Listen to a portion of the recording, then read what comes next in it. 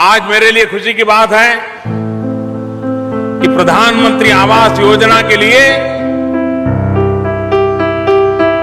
कुछ परिवारों को उस आवास के निमित्त उनकी पसंदगी के संबंध में एक प्रमाण पत्र दिया गया और एक मां कह रही।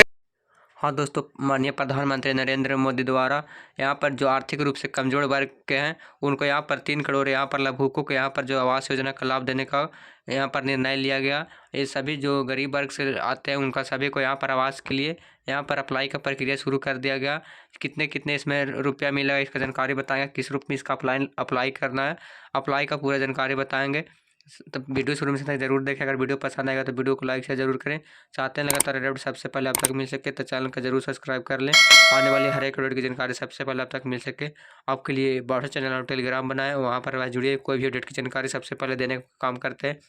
चलते हैं उसका ऑफिशियल जानकारी पे, स्टेप बाय स्टेप करके सारा जानकारी को डिटेल में बताते हैं।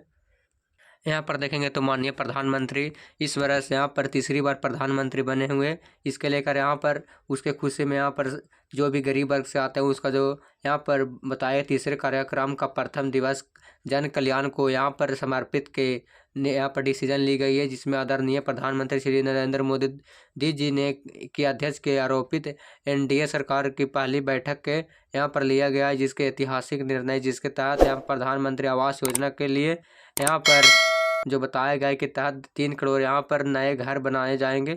इसके लेकर यहाँ पर इनके द्वारा बताया गया है जो पीएम आवास जो इसके लिए क्या क्या आपके पास सुविधा दी जाएगी, पीएम आवास योजना की दी जाएगी, बिजली एलपीजी कनेक्शन होगी सुविधा। इसके लेकर पूरा जानकारी इनके द्वारा ट्वीट करके जानकारी को बताया गया। इसके लिए क्या क्या एलिजिबिलिटी है आपके पास, क्या क्या योग्यता पात्र है, तो इसमें फॉर्म भर सकते हैं। तो इसके लिए जो सबसे पहले योजना का लाभ लेना चाहते हैं तो इसके लिए जो पत्रता के बारे में सबसे पहले समझना। यहाँ पर जो आप यहाँ पर भारत के नागरिक हैं तो इसमें अप्लाई कर सकते हैं। आप आर्थिक रूप से कमज़ोर है, आपके पास कोई भी पक्का का मकान नहीं होना चाहिए। यहाँ पर पक्का का मकान आपके पास पहले से नहीं होना चाहिए।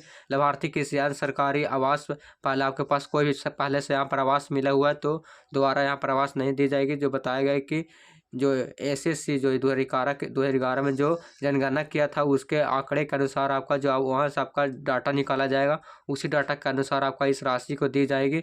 इसके लेकर आपके पास क्या क्या उम्र होना चाहिए, कौन सा जाति से होना चाहिए। सबसे पहले अनुसूचित जनजाति अल्पसंख्यक आदि प्रत्येक जाति के निवास दर्शाने वाले मंडपों के आधार पर प्राथमिकता दी जाएगी।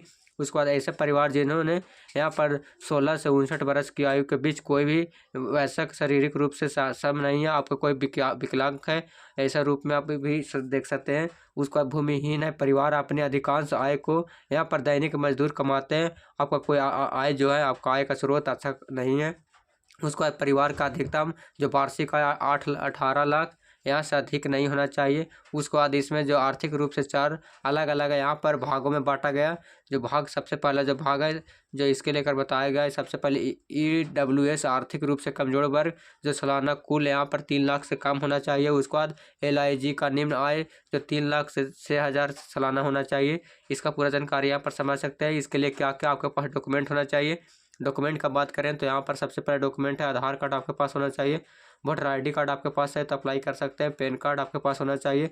नहीं डॉक्यूमेंट है तो डॉक्यूमेंट को बना लेना है। जाति आवासीय यहाँ पर आयु प्रमाण पत्र के लिए कोई डॉक्यूमेंट तो यह डॉक्यूमेंट आपके पास बना कर रखेंगे। उसके बाद आपके पास राशन कार्ड BPS है तो अप्लाई कर सकते हैं। मोबाइल नंबर एक आपके पास होना चाहिए। बैंक खाता का आधार सीटेड आपके पास होना चाहिए। जिस अकाउंट में आपका आधार सीटेड रहेगा उसी में आपका जो सरकार का लाभ होता है वह पैसा ट्रांसफ़र की जाती है। आपका पासपोर्ट साइज एक फ़ोटो होना चाहिए।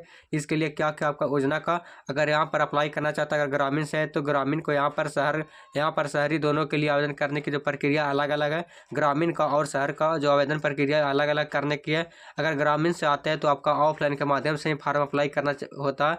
फॉर्म कहाँ से ऑफलाइन अप्लाई होगा, जो भी आपका ग्राम पंचायत में जो आवास सहायक होते हैं जो इसमें काम करते हैं आवास सहायक के उसके से जाकर मिलना होगा। वहीं से अपना ऑफलाइन को फार्म अप्लाई करना होगा।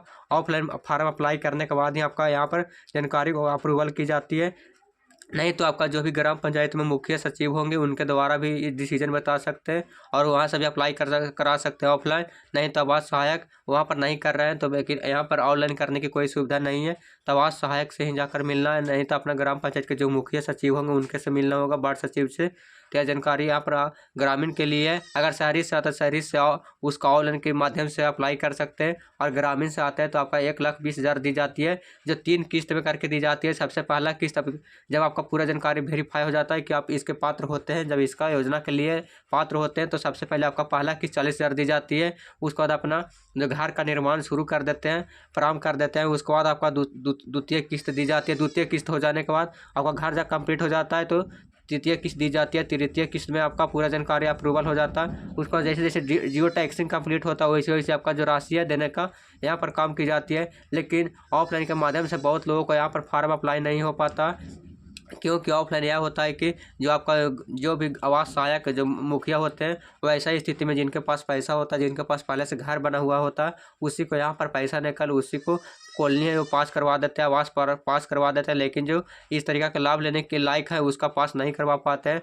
ऐसा स्थिति में सरकार से एक रिक्वेस्ट जरूर है कि ऑनलाइन के माध्यम से अगर पोर्टल पर अप्लाई लिया जाए तो सभी को लिए बहुत अच्छा होगा, कि जो भी अपने आपके से भी अप्लाई कर सकते हैं, जन सेवा केंद्र से भी जाकर अप्लाई कर सकते हैं। क्योंकि अप्लाई करने से होता है कि जो भी उनके पास डॉक्यूमेंट मांगा जाए, डॉक्यूमेंट सही सही देने के बाद उसका वेरीफाई करने के बाद उसका जो आवास का योजना का लाभ है वह सक्सेसफुल दे दिया जाए। तो ऐसा स्थिति में ऑनलाइन आवेदन करने की जो प्रक्रिया है बहुत सिंपल होता है, और इससे कोई भी धोखाधड़ी नहीं होता है, कोई भी फ्रॉड नहीं होता।